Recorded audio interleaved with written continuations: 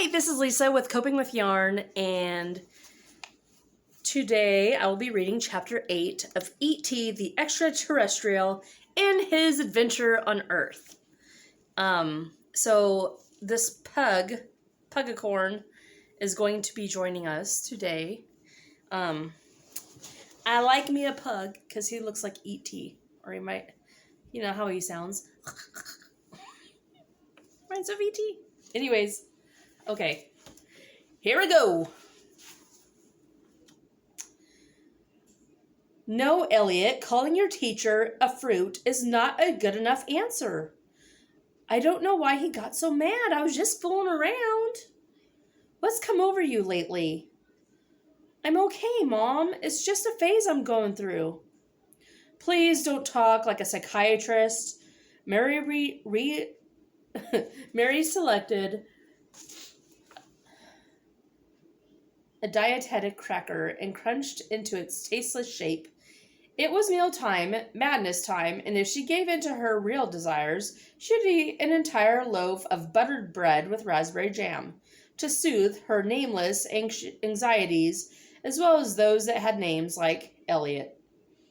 Do you ever meet monsters, Mommy? Asked Gertie. Frequently. What is more, thought Mary, I married one. I have a friend who's a monster, said Gertie, at which point Elliot picked up her doll and twisted its neck. Elliot! Screamed Gertie. I'm sorry, I forgot. Elliot, please, said Mary.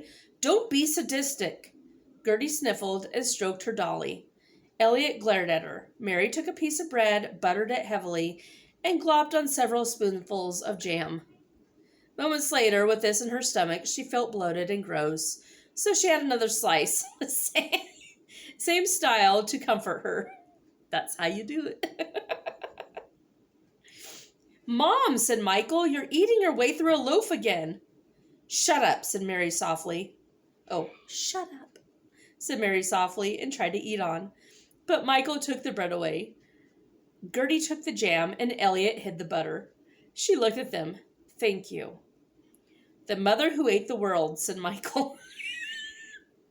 Right, said Mary, and she plunged blindly toward the dishes, breaking the jelly bread spell.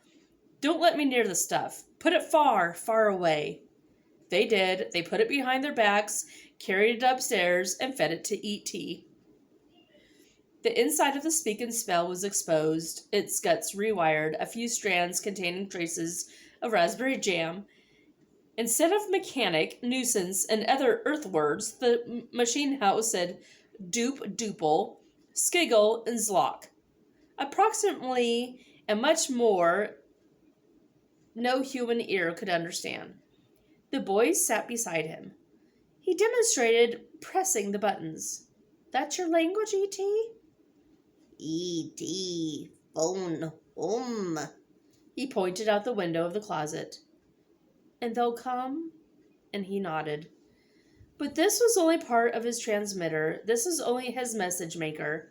It must be set beneath the stars and be made to run constantly on, night and day, though no one be there to push its buttons. For this he needed a driving force, a thing to cause repetition over and over. He led them out of the closet to the record player. By hand signs, half sentences, and grunts, he indicated his wish. They stared stupidly. He pointed at the turntable and pantomimed putting down his own record. They stared at him stupidly. Frustrated, he paced back and forth, and then spun around, opened his mouth, and tried to sing. It's only rocks and rolling. His voice, thought melodious in certain spheres of the universe, seemed to produce only snickers and giggles from the children. He glared at them. E.T. make song. They looked at him, still puzzled. Why couldn't that be in the movie? That would have been funny. Song. E.T. made song. He picked up a record and waved it around. You want to make your own record? Yes. Out of what? Out of. Out of. He did not know out of what. He only described something round, a circular shape, which he made with his hand. You want something round? Yes. And you're going to put a song on it. Michael stepped forward. This isn't a recording studio. It takes a fortune to make a record. E.T. pointed to his own head. Spell mechanic. M-E-C-H. Wait a second. What do you mean? What does he mean, Elliot? Elliot looked at the monster. You mean you're a mechanic? Yes. Yes. Spell mechanic. He turned the record player over and pulled out a handful of wires.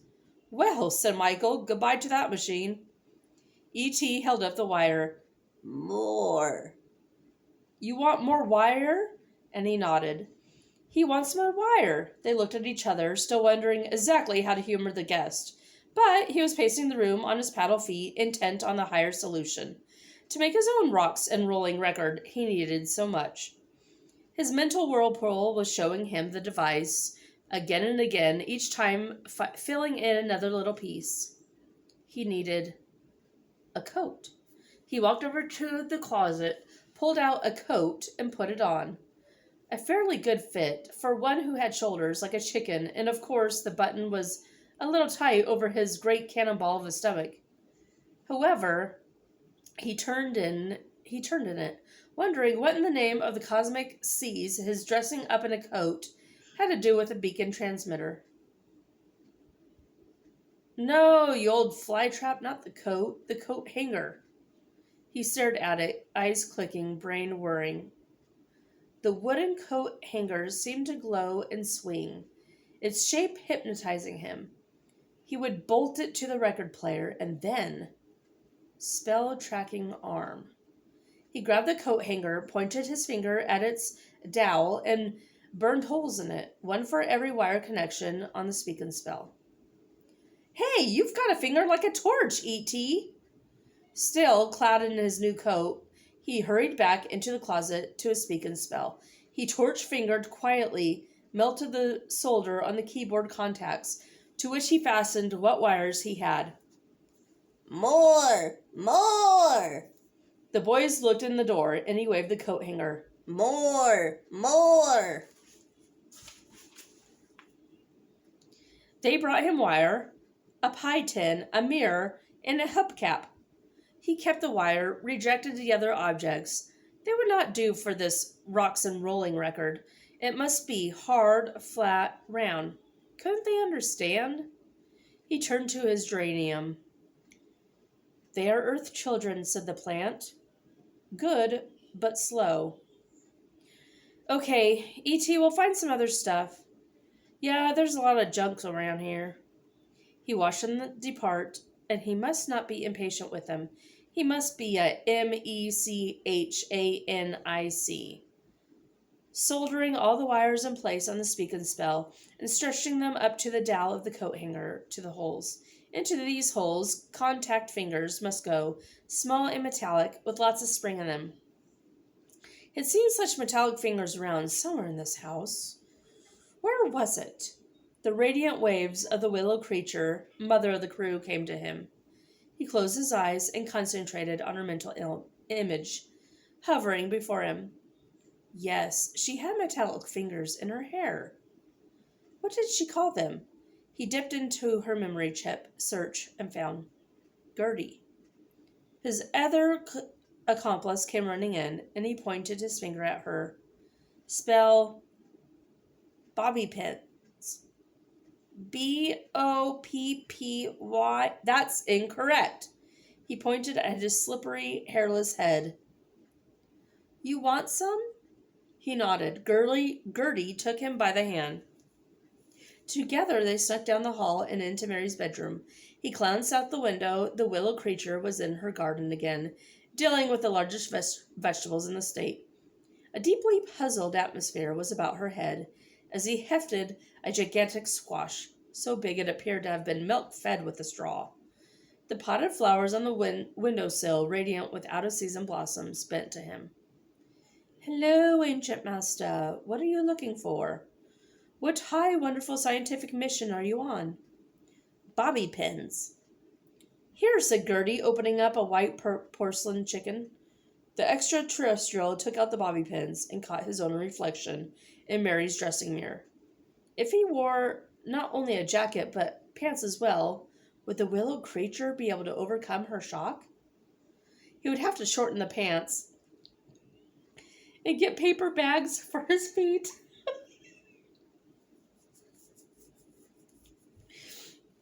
But then, come on, E.T., said Gertie, pulling out his hand, and she pulled him out of the bedroom into the hall. He followed her back to Elliot's room and re-entered his closet. What are you going to do with Mommy's bobby pins? He sat down on the pillows and fastened the bobby pins to the dowel of the coat hanger. Now a row of metallic contacts hung down to rake across the surface of his rocks and rolling record. He connected the pins to the wires leading from the speak and spell. That sure is a funny-looking thing, said Gertie. Do you always make such funny things? Yes. What for? E.T. phone home. Where's your home? And he pointed to the sky, and Gertie stared out the little window. Is it where you take me, where we go dreaming? The faraway place? Far. Will they hear you at your home? Earth children ask an amazing number of questions. Will they pick up their phone and say, hello, E.T.? Spell nuisance. N-U-S. N-U-S. That is incorrect. Well, the reason I can't spell so good is you took my speak and spell, and now it only says gleeple deeple. Gleeple duple. Anyways, it doesn't spell nuisance. Gertie turned away from the monster and began playing with her stove, which she had brought into the closet with her.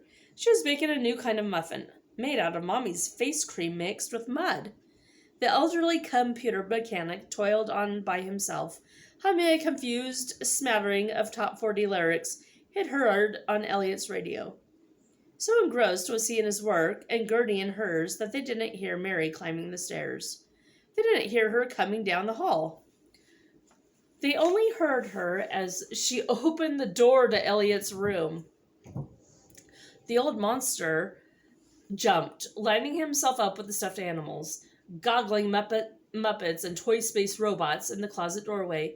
His limbs froze in standby position, and his gray interplanetary eyes, more evolved than Earth's greatest optical devices, went as dumb and unseeing as Kermit the Frog. Glazed, they stared out, and his lumpish form seemed lifeless as the toy robot to his right. Mary entered, and her eyes flitted over the cluttered assortment of toys, met the extraterrestrial's gaze, and passed on to the geranium, flowering in the closet. Did you bring this in here, Gertie? The man on the moon likes flowers. He makes them grow. Mary stroked the luxuriant foliage and shook her head in wonder. Everything's growing like crazy. I can't understand it. Have a muffin, Mommy. My, this looks good, said Mary, looking into the muffin tin. Too good, she realized, for something made out of mud. The aroma was faintly familiar. My God, Gertie, is this my facial in here? It's banana cream. Mary stared at the remains of the secret formula for the new me, Gertie. Gertie, I'm not going to lose my temper, honey. I know you didn't know any better, but Mommy pays $25 a jar for this cream, and now I'll have to put it on my face mixed with mud, sand, and pebbles. I'm sorry, Mommy. I know you are, dear, and someday I'll laugh about it, but not today. Her eyes passed back over the frozen extraterrestrial lined up with the Muppets, and she didn't so much as blink. So distraught was she over her defiled facial. She turned away, and he breathed a sigh of relief, which was tinged with melancholy, however, for how could she love him when he was no more to her than Kermit the Frog? He watched her leave the room, and his heart was heavy as he disengaged himself from the strings of a hanging puppet. He was just a toy to Mary, in the closet with the rest of the stuffed freaks. Unhappy space being, spell loneliness, spell rejection. He squatted back down with his transmitter and soldered a few more wires with his torch finger. How ironic it was that the willow creature, the lovely Mary, pined for her vanished husband, while in a closet close at hand, dwelt one of the finest minds in the cosmos. He gazed down at his large pumpkin stomach hanging on the floor, and for the first time in his very long life, he saw it as grotesque. But even if he stopped eating Oreo cookies, it would never go away. It was him. "Why are you so sad, E.T.?" asked Gertie. She looked into his eyes and saw that the dancing waterfall had turned into a desert filled with big, bare cracks that went on forever, the loneliest place she'd ever seen. He blinked and the desert vanished. Then he picked up the speak and spell and touched the keys once more. "Gleeple doople zwak zwak zaffin old mopnik." The soothing tones of higher intelligence comforted him. That was a language. You could speak your heart with it. He would speak to the light, to the night, over and over, and as soon as the boys came back from shoplifting at the hardware store. When he left the earth, at least he would have had that satisfaction behind him, that he had trained and guided these young earthlings into the higher paths. If he left the earth, looking at his homemade transmitter made of bobby pins and a coat hanger, he had his doubts, but his own inner brain wave assured him that he was on the right track. He could only follow its directives and hope, but if they hadn't stolen him a circular saw blade. There was a clatter of footsteps on the stairs, and then Elliot and Michael entered. They opened their jackets and took out the requested circular blade, as well as handfuls of eye bolts and other connectors. "Here'd you go, E.T.? Is that what you wanted?" "Spells, rocks, and rolling." E.T.'s fingers moved excitedly over the surface of the blade. He placed it on the turntable and spun it with his finger. The tooth-edged blade went round and round, glistening in the shaft of sunlight entering into the little window. "But how can you make a record out of a saw blade?" "Spell, paint." He indicated that the surface must be coated. "Any particular kind?" He pointed at the sky. "Blue?" He nodded. "Mommy came in," said Gertie, "and she didn't even notice E.T. "Yeah? The camouflage worked?" Elliot pointed out the row of silly stuffed creatures. "Out! Out!" said E.T. and chased them away. There was only so much humiliation a distinguished cosmologist could put up with in a day. Mary gazed into the mirror over her dressing table and reached into the porcelain chicken for a bobby pin. Her fingers moved across the empty interior of the bird. Where? But she knew where. Gertie, of course. She was already using makeup. Bobby pins were necessary as well. "Gertie!" The child came running in. "Yes, Mommy?" "Give me back the bobby pins." I can't. The monster's using them." "Oh, what is he using them for?" "In his machine." "In his machine?" Mary contemplated this. Was it worth the struggle of tracking through the child's endless string of fantasies to get the bobby pins back? No, clearly it wasn't. Better to let my own hair hang in my face for that fashionable brink of a nervous breakdown look. "Thank you, Gertie. That will be all for now. I'll tell the monster you said hello." "Yes, give him my best." The monster sat in his closet working hard. The saw blade had been painted and allowed to dry, and now the senior mechanic began turning a pattern of holes in the painted surface. "Hey," said Elliot, "I get it. It's going to be like a music box." Michael peered in over Elliot's shoulder as the pattern was inscribed. "It's a player piano," he said. as E.T.'s torch finger continued burning a punch card pattern in the blade. E.T. then laid the programmed blade on the turntable, gave it a spin with his finger, and lowered the hanger arm, its row of bobby pins tracking along over the rotating blade, clicking in and out of the punched program. "Wow, E.T., you're wild!" And the blade turned and the bobby pins tracked. Their wires activated the keyboard of the speak and spell. And the star language came out over and over. Gleeple doople zock zock snaggin' old womp. "You made it, E.T.! You made your own record!" Gertie came in carrying her newly acquired walkie-talkie. She was talking to her distant dollies in her own room. "Come in, Dolly. This is Gertie." E.T.'s long arm reached out and took the walkie-talkie, and in 2 seconds he had dismantled its microphone, and attached it to the speak and spell speaker. "E.T., you wreck all my toys!" she shrieked in tones that penetrated the entire house. Her brothers patiently explained, while twisting the arms of her doll into hideous postures, that she must learn to be generous. "Well," she sniffled, "he better not wreck anything else." And the aged scientist assured her that no more of her toys would be wrecked. All that was needed now was the coaxial cable from her mother's TV set and the UHF turner, for which the time had also arrived. Together, they snuck back down the hall.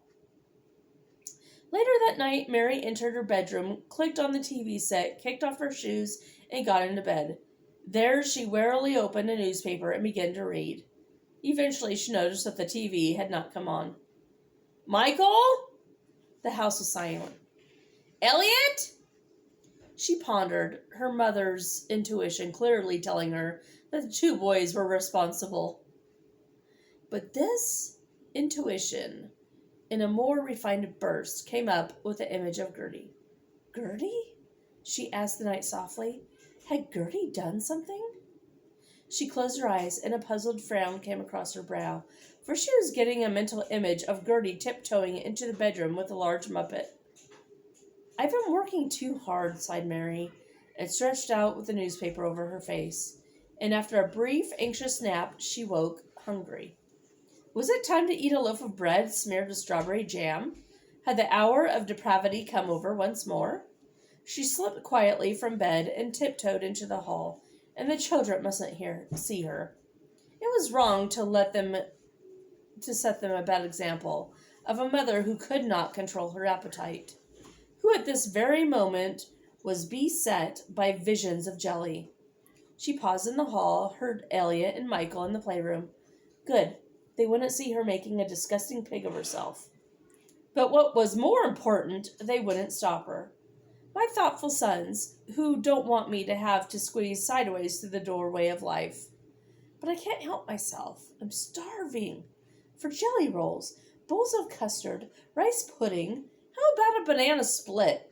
She tiptoed down the stairs and paused in the lower half to see if the coast was clear.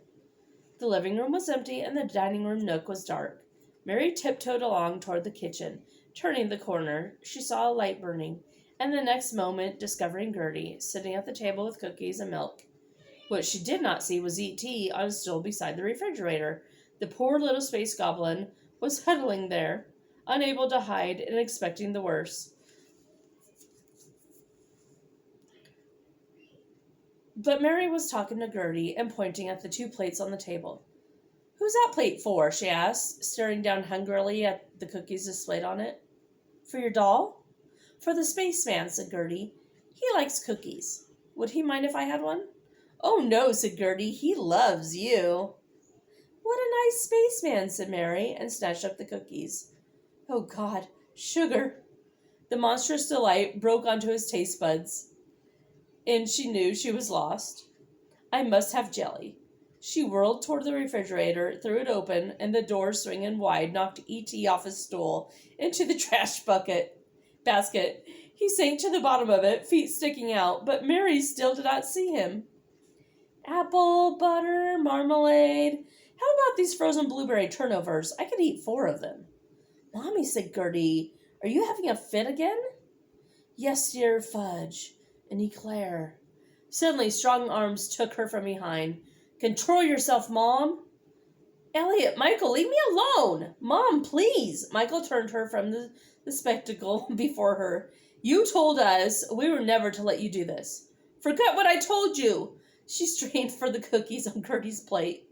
"Come on, Mom," said Elliot, backing in front of E.T., whose feet were still sticking out of the trash basket. "We'll play Monopoly with you."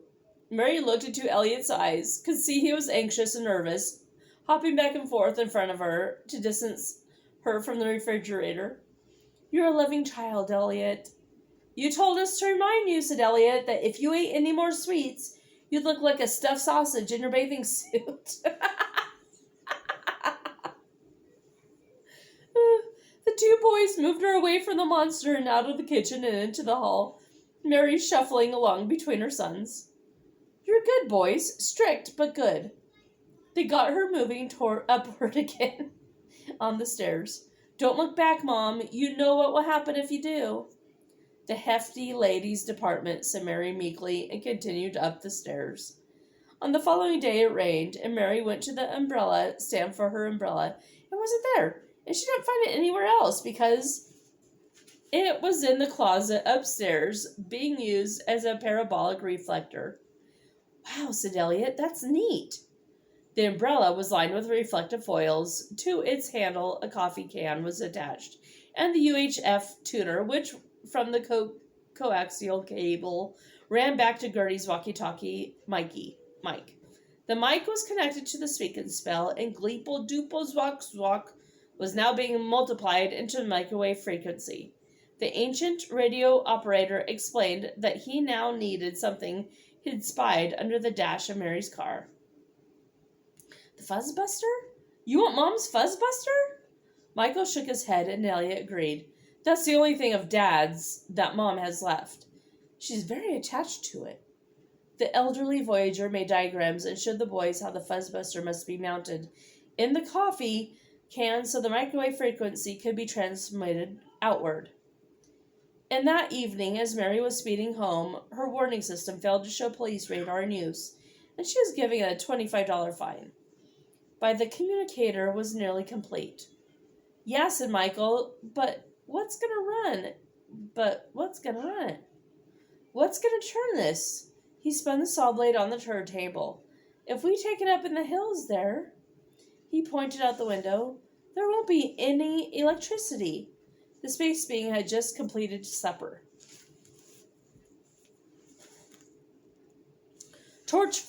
Fingering his butter knife, he took out the temper, then bent and bolted it to the coat hanger, along with the fork, to form a ratchet device, knife and fork moving in and out of the teeth of the saw blade, and advancing it tooth by tooth. "Yeah," said Michael, "but we can't stand out there all night yanking that thing around." The extra-terrestrial continued smiling. He understood it now. Those early hints flashed at him from within of a little fork dancing around a plate. It was this thing he had made, and it would work out in the hills, and no hands, human or otherwise, would be needed to activate it. "So who's this?" "My new character." "What is he?" "Magic user, first level. Here's his chart. Let's hear it. Wisdom 20, Charisma 20, Intelligence 18th, Strength 14th. Name? E.T. E.T. could hear the Dungeons and Dragons game in the kitchen below, but he was much more interested in listening to something else that came about each night in the house, for which he needed only to press his ear against Gertie's door. He crouched low, bent his head forward, and continued to learn the history of Earth. Mary's voice came softly. "Peter says the Redskins were defeated. Wendy and the boys captured by the pirates? I'll rescue her. Tink rings out a warning cry. Oh, that is just my medicine. Poisoned? Who could have poisoned it? I promised Wendy to take it, and I will as soon as I sharpen my dagger. Those noble swallows and drought in Peter's hand in reaching for it." "Oh, no," said Gertie. "Oh, no," whispered the old space voyager to himself. "Why, Tink, You have drunk my medicine. It was poison, and you drank it to save my life. Tink, dear Tink, are you dying? Her light is growing faint, and as if it goes out, that means she is dead. Her voice is so low I can scarcely tell what she is saying. The elder voyager lowered his head.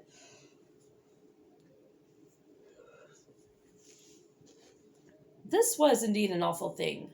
She says she thinks she could get well again if children believe in fairies. Do you believe in fairies? Say quick if you believe. I do, said Gertie. I do, Said the ancient space traveler, tears forming in the corners of his eyes. At which point Elliot came upstairs looking for a band-aid, for he cut his finger on the cheese shredder. The age-old plant doctor turned, noticed the cut, and pointed his long finger at it.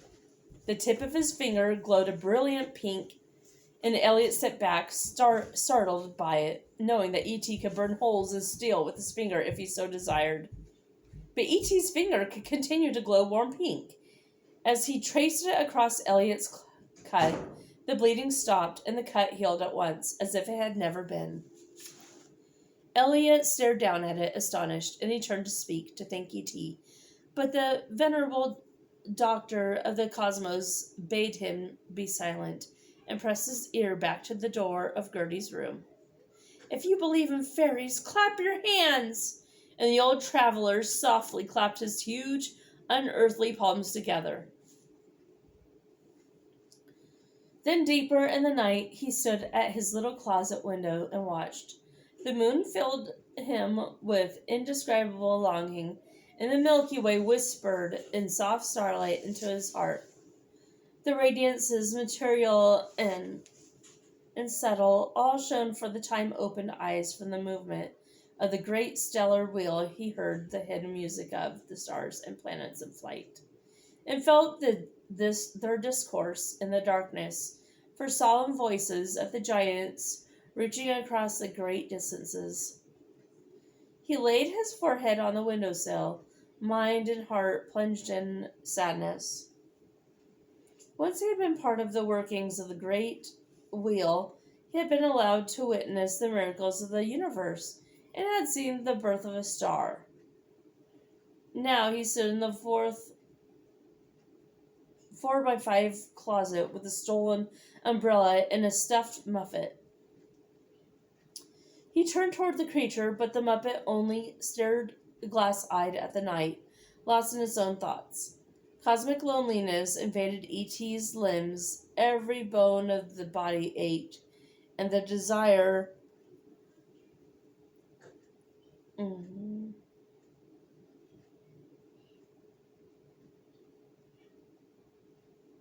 He turned toward the creature, but the Muppet only stared glass-eyed at the night, lost in his own thoughts. Cosmic loneliness invaded E.T.'s limbs. Every pore of his body ached with the desire for starlight. Up in the intimate range, where the beauty of Orion took one's breath away, glorious colors filling the nebula, and in the Pleiades, where the blue halo of a young star shined straight into his heart, and the Veil Nebula drifting ever outward and whispering its majestic secret to those who drift with it in the sea of space.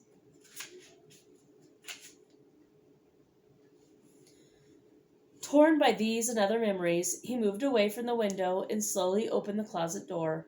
He tiptoed past Elliot's sleeping form and entered the hallway, and he moved silently down it, his misshapen shadow cast upon the wall.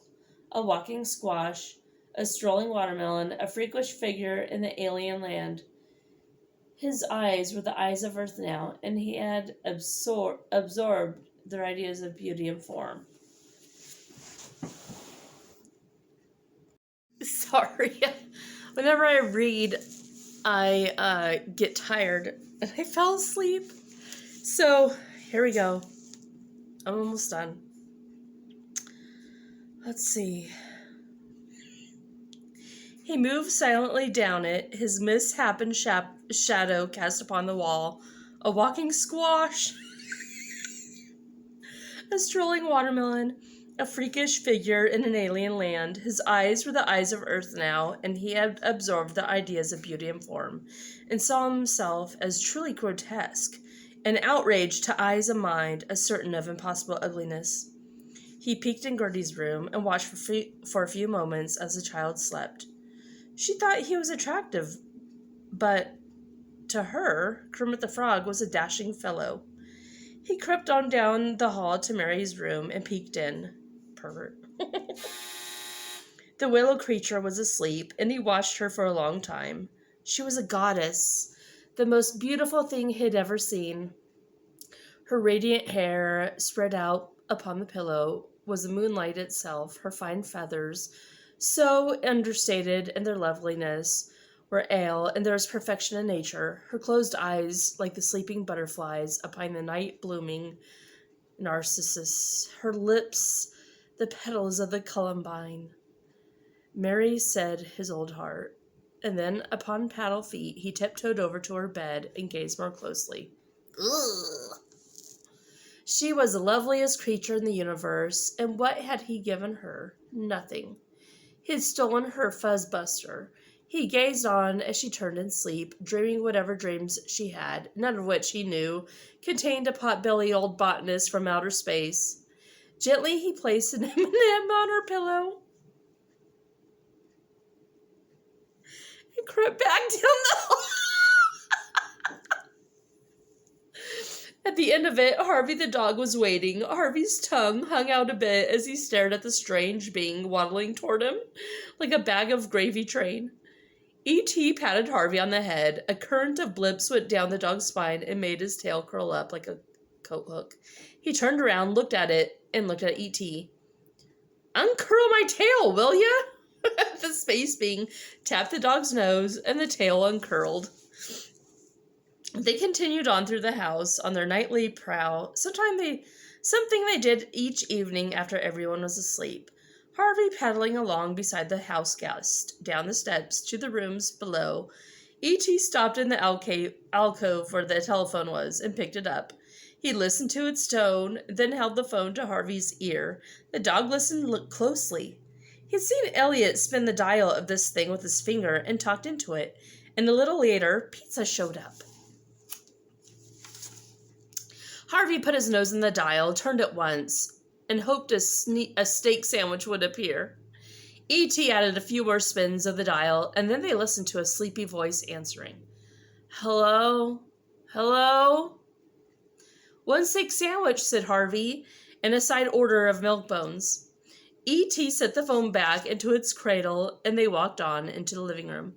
A color photograph of Mary rested on top of the TV set. E.T. picked it up and placed a kiss upon Mary's lips.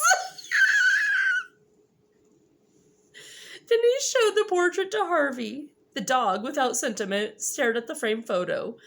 The glass was smudged now, since he got the blame for anything that was slobbered on around the house. He'd be nailed for this one, too. He raised a paw and urged E.T. to replace the photo, but E.T. put it under his arm and carried it away with him. So, thought Harvey, they'll think I ate it. He regretted having eaten the bath mat, the broom, one of Mary's hats, and a pair of tasty leather gloves, because it made people jump to conclusions. E.T. prowled on through the living room. A vase of flowers stood on a table, and he caressed them lovingly and murmured to them in his own tongue. Harvey twitched his nose hopefully. In one of his doggy dreams, he had found a hamburger bush, and had been looking for it in the neighborhood ever since. E.T. lowered a rose, into which Harvey eagerly buried his snout, but it was not a blossom from the hamburger bush. It was just a stupid flower. E.T. tucked the flower tenderly against Mary's photo, entwining the stem into the finger until the filigreed frame, so that the rose and she were united, the two most beautiful things on earth.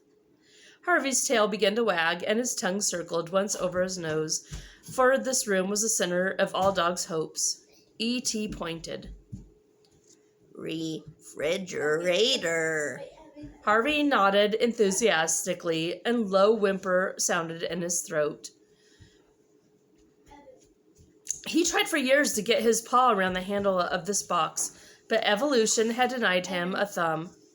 E.T. opened the box, took out milk and a Pepperidge Farm chocolate cake, and Harvey whined, pathetically salivating, tail fanning the air, and E.T. presented him with the leftover pork chop.